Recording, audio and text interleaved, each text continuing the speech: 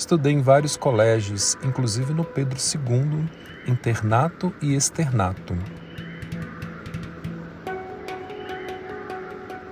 Acabei na Escola de Marinha Mercante do Rio de Janeiro, de onde saí para pilotar navios do Lloyd brasileiro. Durante a Segunda Guerra Mundial, tomei parte em comboios e em outras operações ditas bélicas.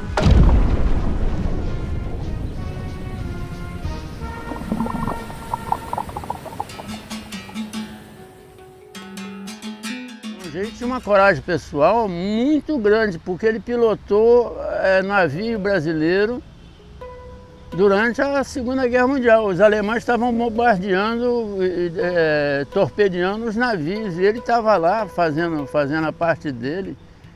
Ele para fazer isso, tem que ter coragem.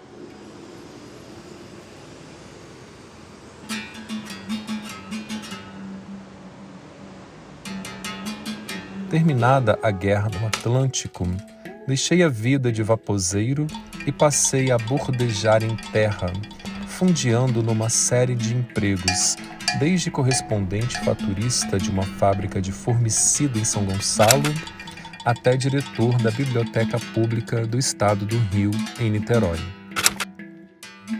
Comecei 3 cursos universitários, Línguas Anglo-Germânicas uma vez e Direito 2, mas não tive paciência de aguardar o diploma. Sou jornalista profissional desde 1952 e redator de programas da Rádio Ministério da Educação e Cultura desde 1955. Lecionei Introdução às Técnicas de Comunicação na Escola de Comunicação da Universidade Federal do Rio de Janeiro.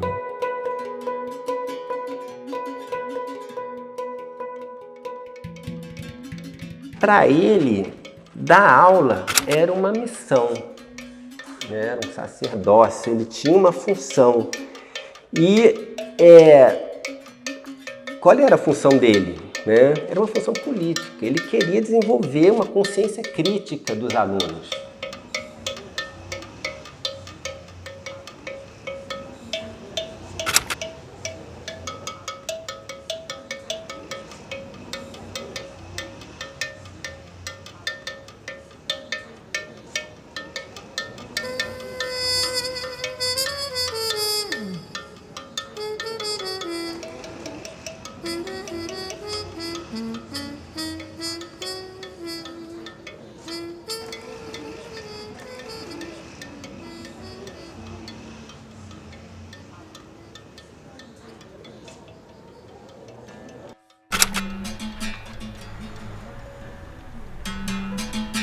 As obras de Jair Campos tiveram notável repercussão no meio literário e intelectual da nossa cidade.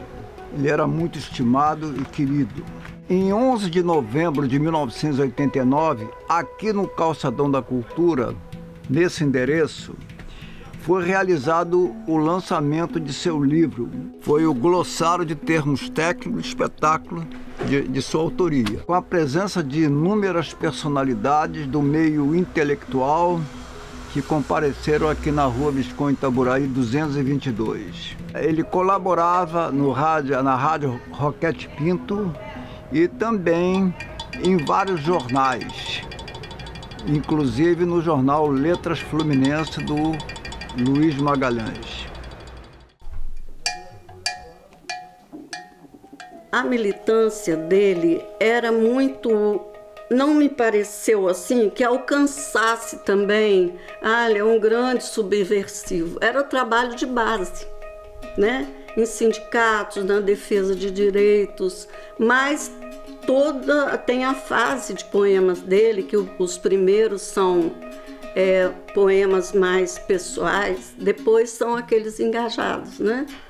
Que também retrata o pensamento dele, o ativismo cultural junto com o ativismo político. Para mim é isso. Inclusive, há uma curiosidade importante na biografia de Jair. Ele compôs o hino de Brasília em parceria com o grande maestro Cláudio Santoro em 1960. Fez maior a sua glória, com esperança e fé, em 1968, em diante, com o ato institucional, a minha literatura de teatro ficou proibida para todo o território nacional. Fiquei censurado ao todo 18 anos, 19 anos. Eu resolvi, ao invés de fugir da briga, piorar. Fui fazer o curso de teatro no Rio de Janeiro, no Conservatório Nacional de Teatro.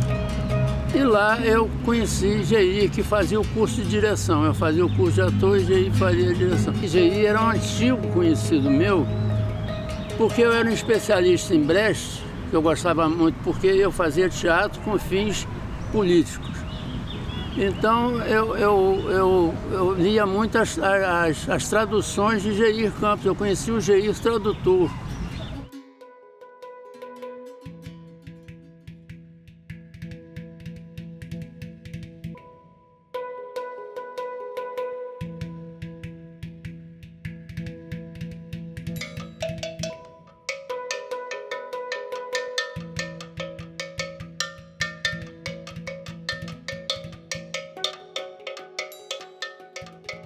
E dentro do meu bolso já tinha muito tempo que eu ganhei de presente de uma pessoa um papelzinho escrito Alba. Esse poema não faz mal que amanheça devagar. E aquilo, quando eu me desesperava, você imagina, eu com 20 e poucos anos, considerado um talento na literatura de teatro, proibido, o jornal não me dava emprego, ninguém queria se chegar perto de mim. E eu, quando me desesperava, eu lia aquilo como se fosse uma oração. Esse poema: não faz mal que amanheça devagar. As flores não têm pressa nem os frutos. Sabem que a vagareza dos minutos adoça mais o outono por chegar. Eu nunca falei para Geir que eu tinha esse poema dele. Quando foi na campanha de Darcy Ribeiro, e aí já estava clareando o dia no Brasil. Eu fui num almoço da campanha de Darcy, e lá eu conheci dois guerrilheiros, um tupamaro e um montoneiro, um da Argentina e outro do Uruguai. E eles nos levaram lá no escritório deles, mostraram. Eles estavam indo para El Salvador para fazer a colheita lá, para ajudar El Salvador. E eu sabia que a ditadura deles ainda ia demorar mais do que a nossa já estava com falastrão bobo, que era o Figueiredo. E aí eu dei esse poema para eles e eles levaram, nunca mais vi, né, mas eles levaram o poema de Geir. Não faz mal que o dia vença a noite devagar nos seus redutos do leste. A que nos cabe é manter enxutos os olhos e a intenção de madrugar.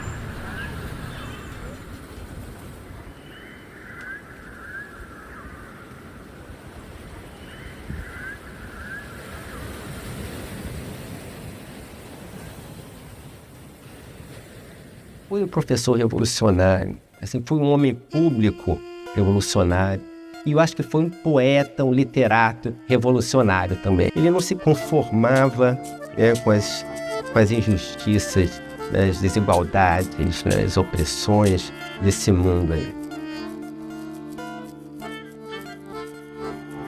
Foi revolucionário como tradutor, pelo que ele traduzia. Ele trazia poetas, dramaturgos e literatos, de um modo geral, que estavam envolvidos com processos de transformação consciente do mundo, né? Então ele era isso que ele gostava, né? Era essa literatura que ele gostava, essa que ele queria traduzir e difundir.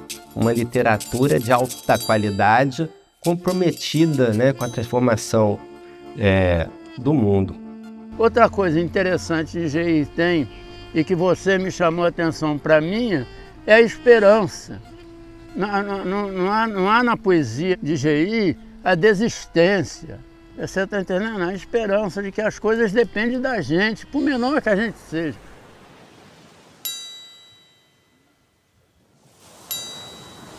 Morder o fruto amargo e não cuspir. mas avisar aos outros quanto é amargo. Cumprir o trato injusto e não falhar, mas avisar aos outros quanto é injusto. Sofrer o esquema falso e não ceder, mas avisar aos outros quanto é falso. Dizer também que são coisas mutáveis. E quando em muitos a noção pulsar do amargo e injusto e falso por mudar, então confiar à gente exausta o plano de um mundo novo e muito mais humano.